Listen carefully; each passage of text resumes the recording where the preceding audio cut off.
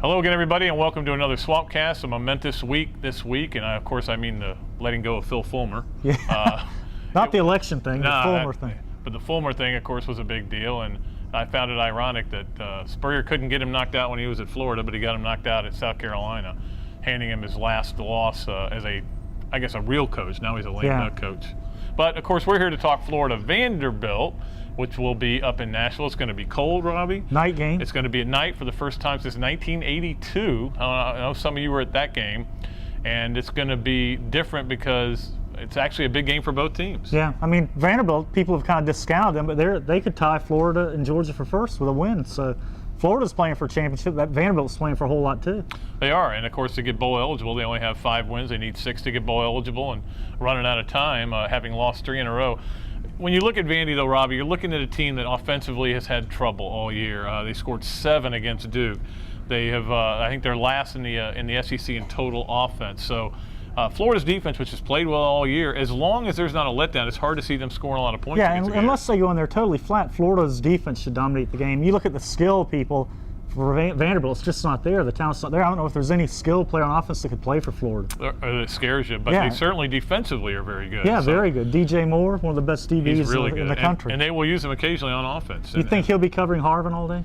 He better be. Well, here's an idea. Don't cover Harvin with a linebacker. Yeah. It tends not to work. But the one way it could go bad for Florida is the turnovers, as always.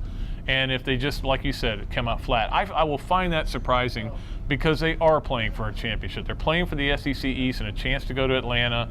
It's hard for me to believe that team's not going to be mentally ready. Yeah, Pat, and they're on a roll right now. They've got the kind of momentum you want to take to the end of the year, and they want to keep it going. To go in there and mess the game around and barely win or lose would just be an awful thing. I just don't see that happening, but all the ingredients are there for a letdown. Well, the big win over Georgia. Vanderbilt lost at home to Duke, scored 7 points. It's going to be a tough game to get mentally prepared for, even though they are playing for a championship. Well, here's the game that you were waiting for all year since last year, and you just won it easily.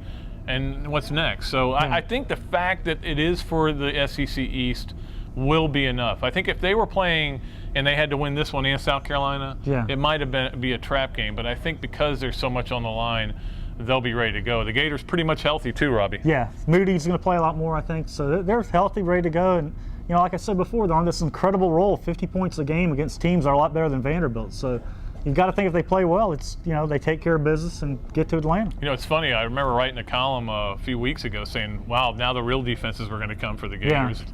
Well, they scored, 63, 51, 49. But, you know, you've got to have special teams. You got to have some turnovers to make those things happen. Yeah, but that's the impressive thing. They're getting points out of defense, special teams, offense. It's like the perfect storm right now, the way they're playing. Now, Nashville is one of my favorite trips every year for 2 reasons. One, it's a great town. And 2, we've figured it out finally 2 years ago.